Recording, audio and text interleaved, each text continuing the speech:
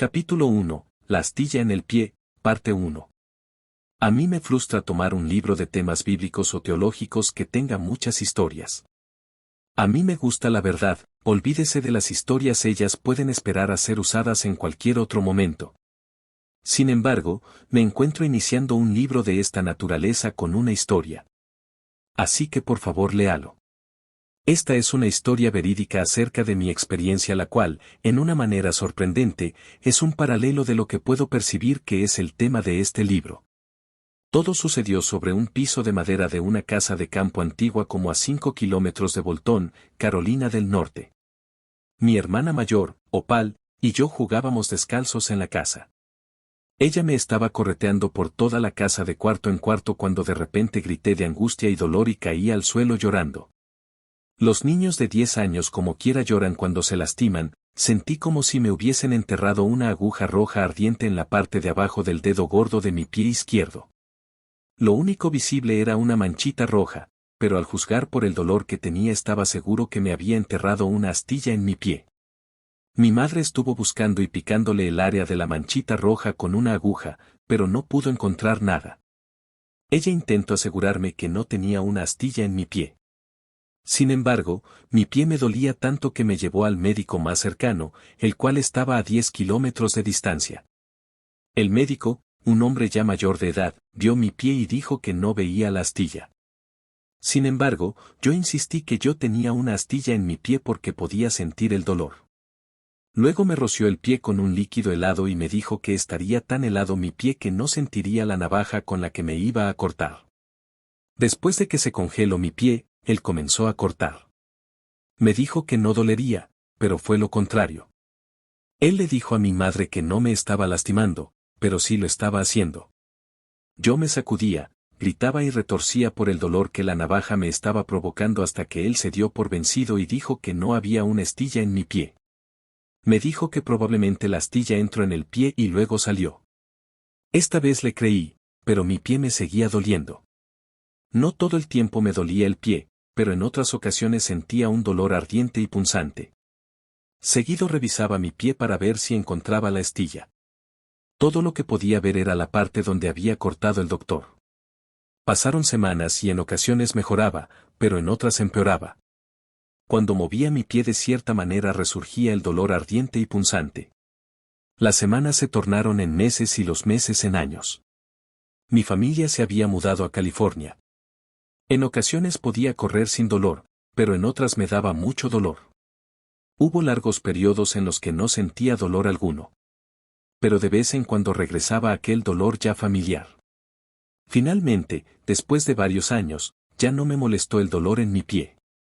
Sin embargo, llegó el tiempo cuando noté que la parte de encima de mi pie me comenzó a doler y ya ni podía abrocharme las cintas del zapato sin que me diera dolor. Recuerdo que tuve que cortar mi zapato para evitar el dolor en mi pie. Habían pasado 7 años desde aquel día que Opal me había correteado por toda aquella casa de campo antigua y con pisos de madera que estaba en Carolina del Norte. Me encontraba en una escuela de internados y en aquellos días comencé a notar que la parte de arriba de mi pie se estaba enrojeciendo y se había formado un nudo duro debajo de mi piel. Yo le mostré esto a la enfermera de mi escuela y me llevó al médico.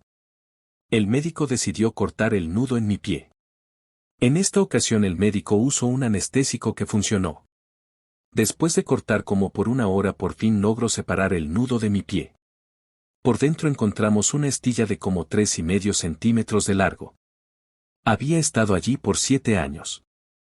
Después de remover la astilla mejoró mi pie. Comencé a correr solo por diversión, ya no había dolor. No mucho tiempo después entré a competir en la carrera de 3/4 de kilómetro de mi escuela. Gané el primer lugar de la carrera. De una manera similar, la Iglesia Adventista del Séptimo Día ha estado plagiada de lo que yo he llamado una astilla, la doctrina de la purificación del santuario celestial y el juicio investigador. Muchos hombres sinceros han intentado extirpar esta astilla sin provecho alguno.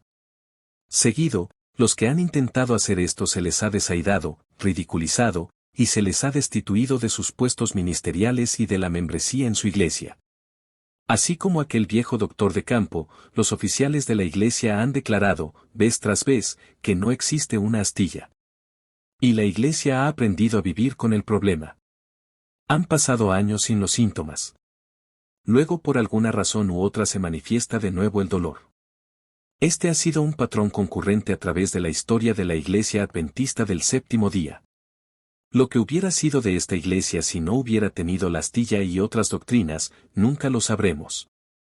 Sin embargo, yo creo que si se estirpa la astilla de la Iglesia Adventista del Séptimo Día, ella también correría sin dolor.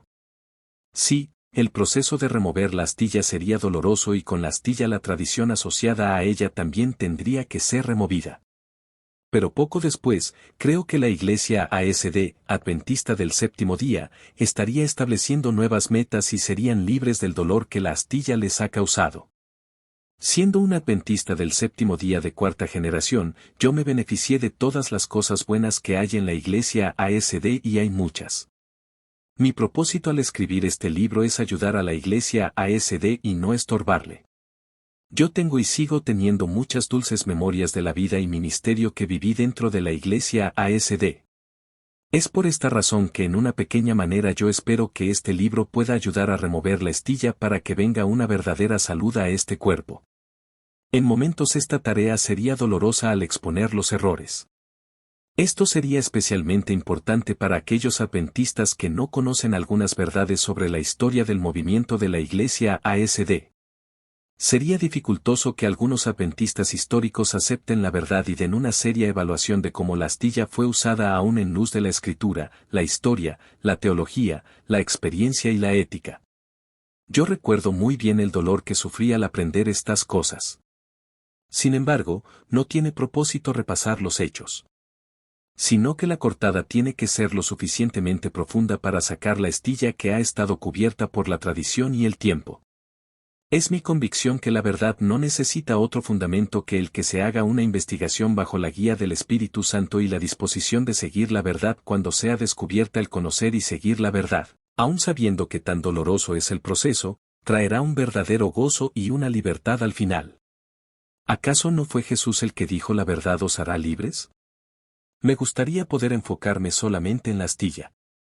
Sin embargo, como la astilla en mi pie, que estaba tan profundamente enterrada y tenía tanto tiempo allí que para estirparla se tuvo que cortar la carne en la que estaba incrustada, y de igual manera esta doctrina necesitará que le cortemos una masa de tradición teológica en la que está enredada.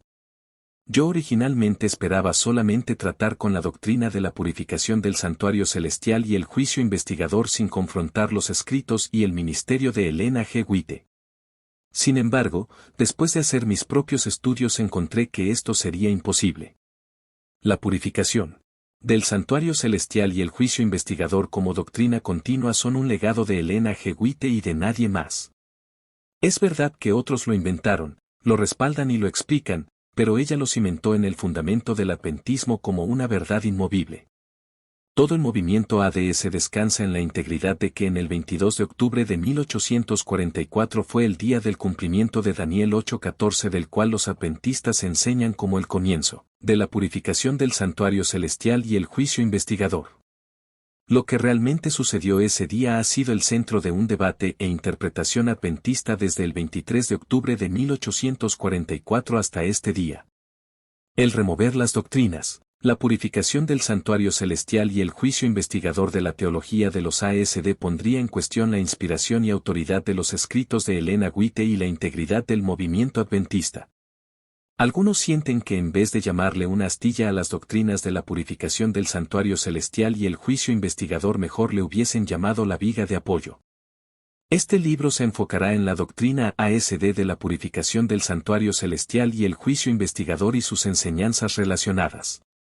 No se debe inferir que toda la enseñanza y la doctrina de ASD está en error. No lo está. Yo fui salvo mientras era adventista y muchos otros también fueron salvos bajo el adventismo. La Iglesia Adventista del Séptimo Día tiene mucho de qué ser alabada. Su énfasis en la educación, la salud, la obra médica, el dar, misiones foráneas, y la comunidad es un modelo que otras iglesias deberían de seguir. Se debería mencionar también que Elena G. White fue instrumental en respaldar, animar y aún iniciar muchas de las cosas buenas del adventismo.